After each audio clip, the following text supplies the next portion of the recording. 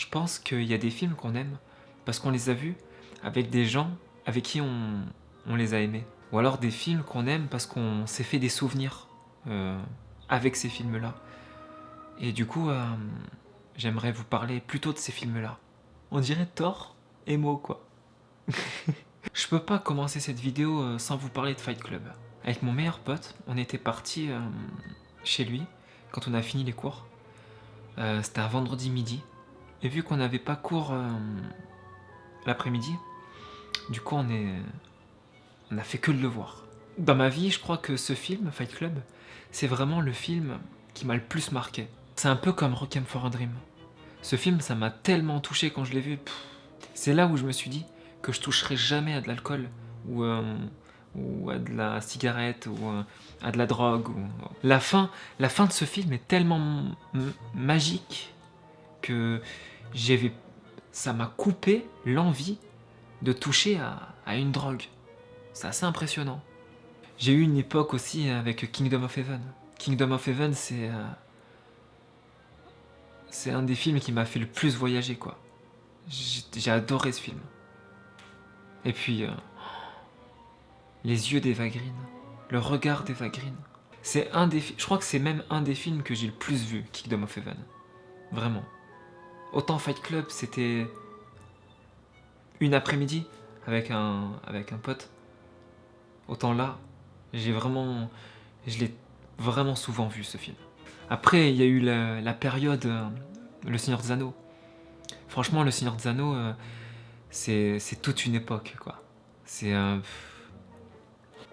les cartes Magic, le modélisme sur Warhammer, les vrais Saurons que qu'on met beaucoup d'argent dans le Game Workshop et waouh, j'en ai mis de l'argent là-dedans. Dans les cartes Magic, les cartes, même les cartes World of Warcraft. Toute une époque. Diablo 2, Warcraft 3. Toute une époque. Une époque qui a commencé avec le Seigneur des Anneaux, quoi. Le plus marrant, c'était que dans la cour de récré, ou sur les forums, même encore aujourd'hui, il y a toujours 3 écoles. L'école du Seigneur des Anneaux, l'école de Star Wars, et l'école d'Harry Potter. Bon ben, j'ai choisi mon camp. Personnellement, j'ai choisi mon camp, quoi. Le camp de la Terre du Milieu. Il y a eu Warrior aussi, avec Tom Hardy. Ce film, il m'a assez touché quand j'avais besoin de faire du sport. Quand je voulais m'y mettre, mais vraiment de façon assidue, vraiment sérieuse. Tous les jours se lever pour courir, faire du sport, aller en salle, etc. Quand j'avais besoin d'être motivé, je regardais toujours ce film, quoi. Et autant j'ai adoré des films comme Rocky, mais autant Stallone, enfin Rocky, c'est le genre de héros gentil. Tout le monde l'aime. Il est très, il est vu comme une image un peu gentille, quoi. Alors que Tom Hardy, il a un truc dans ce film et dans tous ses films d'ailleurs, qui fait que il passe de quelqu'un de solitaire, qui parle jamais, qui est calme, posé, et il évolue en quelque chose de complètement fou.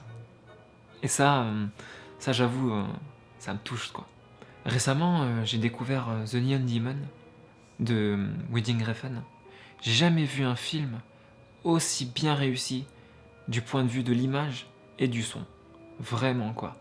Quand j'ai vu ça et que j'ai aimé, je me suis dit qu'en fait, dans les films, ce que j'aime, c'est pas vraiment l'histoire, en fait. C'est ce que le film peut dégager comme émotion. J'ai découvert aussi Contact avec Jodie Foster et Matthew McConaughey, et j'adore ce film limite juste pour une phrase. C'est Jodie Foster qui est scientifique dans le film, et elle va parler à Matthew McConaughey qui est une personne qui croit en Dieu. Et elle lui demande « Comment tu fais pour croire en quelque chose que tu ne vois pas ?» Et Matthew McConaughey, il va lui répondre, il va lui dire « Est-ce que t'aimes ton père ?» Et Jodie Foster, elle sait pas trop quoi répondre. Du coup, elle lui dit Bien sûr que j'aime mon père. Et lui, il lui répond, prouve-le. Il y a Interstellar aussi, d'ailleurs toujours avec Matthew McConaughey. Quand j'ai besoin de m'évader, je me prends du thé, des biscuits, et je regarde Interstellar, quoi. Le pire, c'est que à chaque fois que je le revois, ce film, j'ai toujours l'impression de plus en plus rêver. J'adore. Franchement, j'adore trop ce film. Et pour vous parler de mes 2 derniers films, j'aimerais vous parler d'une petite anecdote. Il y a quelques années de ça, j'étais parti à Mirabeau. C'est un petit village à Aix, en Provence. Et il n'y avait pas de wifi, il n'y avait pas de connexion, il n'y avait rien. C'était vraiment une maison, quoi. Mais une maison de Provence, quoi. Donc il y avait... Les câbles n'étaient pas faits, il n'y avait rien, quoi. Il y avait juste une télé, voilà. Il n'y avait rien. Mais il y avait 2 films dans ma tablette que j'avais emportés. Ces 2 films que j'ai mis, mais je les ai mis vraiment au pif, quoi. Il y avait Real Steel avec Hugh Jackman et Chappie, toujours avec Hugh Jackman. Et c'est fou parce que à chaque fois que je repense à Real Steel ou à Chappie, j'ai toujours l'image des vacances où je suis allé. C'est fou ça. Alors que les 2 films n'ont absolument rien à voir avec le domaine, je sais pas moi, le domaine des vacances. Vous voyez? Je sais pas si vous voyez ce que je veux dire. Et si toi t'avais 10 films qui t'ont plu ou qui t'ont marqué, ce seraient lesquels? Mais pas forcément 10 films excellents. Par exemple, dans mon top, j'ai pas mis Citizen Kane ou Raging Bull, alors que c'est des films qui m'ont vraiment beaucoup touché. Mais j'ai pas la même sensation, on va dire, qu'avec Fight Club ou avec Kingdom of Heaven.